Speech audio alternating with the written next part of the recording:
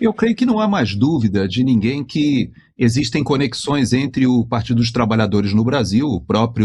as próprias eleições de Lula, tanto no primeiro e no segundo mandato, e até a eleição de Dilma, por que não dizer, foi feita em um período em que a lavagem de dinheiro do narcotráfico passava pela PDVSA. Isso já está bem comprovado ali em Nova York, e inclusive faz parte das acusações sobre Nicolás Maduro, porque à época, nessa transição, não podemos esquecer, ele era uma espécie de ministro das Relações Exteriores, ele tinha a responsabilidade dessas relações internacionais, inclusive ele forneceu passaportes para iranianos, para terroristas ligados ao Hezbollah. Esses passaportes venezuelanos eram cedidos pelo Nicolás Maduro nesse período, isso já tem comprovação,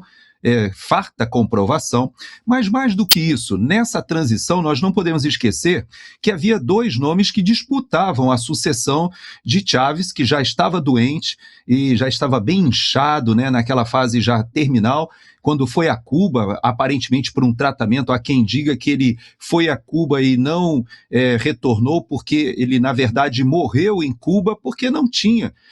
possibilidade de receber um tratamento mais sofisticado. Eu me lembro a época, inclusive, que o Lula ofereceu para o Chávez ir ao Brasil para ter acesso a uma medicina mais sofisticada, mas ele acabou falecendo em Cuba. Naquela transição havia dois nomes disputando essa posição, exatamente o El Podio, Hugo Carvajal,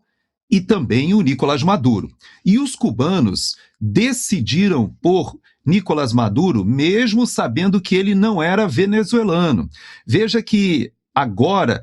vem à tona que na audiência que será feita, que foi postergada em uma semana, me parece, mas ainda agora em fevereiro haverá uma primeira audiência do Nicolás Maduro.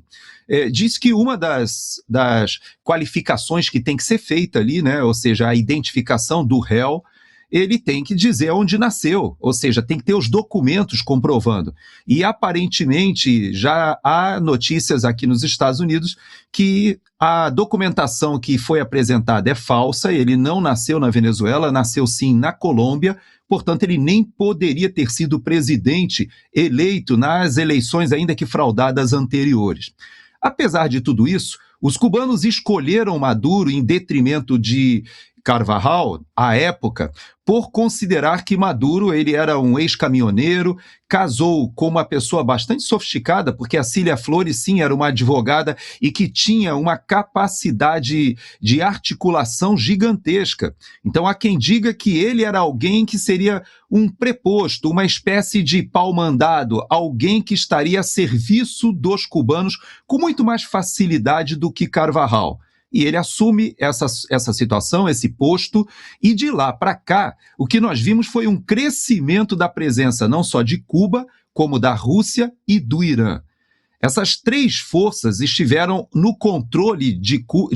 da Venezuela durante esse período, e o presidente Trump, em uma entrevista essa semana, foi muito claro. Ele dizendo o seguinte: nós não permitiremos que a Venezuela caia de novo em mãos dos nossos adversários geopolíticos, ou seja, ele diz que fará a transição de modo que a Venezuela restabeleça a sua produção de petróleo, restabeleça a sua capacidade econômica e política para uma transição democrática em que, de novo, o povo possa ser o soberano, fora de uma ditadura castrista, né, que foi implantada junto com Hugo Chávez, mas com forte presença russa e iraniana. Ou seja, ele já deixou muito claro que a Venezuela não tem uma alternativa junto a esses antigos parceiros e que terá que trazer de volta para a Venezuela os investimentos dos próprios venezuelanos que moram nos Estados Unidos, e não só nos Estados Unidos, no Brasil, na Colômbia, mas os mais ricos estão nos Estados Unidos. E levar para a indústria petrolífera empresas americanas e de todo o mundo que possam retomar a atividade e, com isso, Nós já estamos vendo lá, há imagens nas redes sociais, Paulo, de maquinário chegando, maquinário pesado, maquinário inclusive para a indústria de pneus, para a indústria de cimento, para a indústria petrolífera, obviamente, e há uma economia já sendo gestada de retomada na Venezuela que oportuniza que empresários que foram obrigados a ir para a Colômbia, por exemplo, a classe média, pequenos empresários, foram para a Colômbia e os mais ricos foram para os Estados Unidos. Agora estão já voltando ou fazendo planos para voltar, Paulo.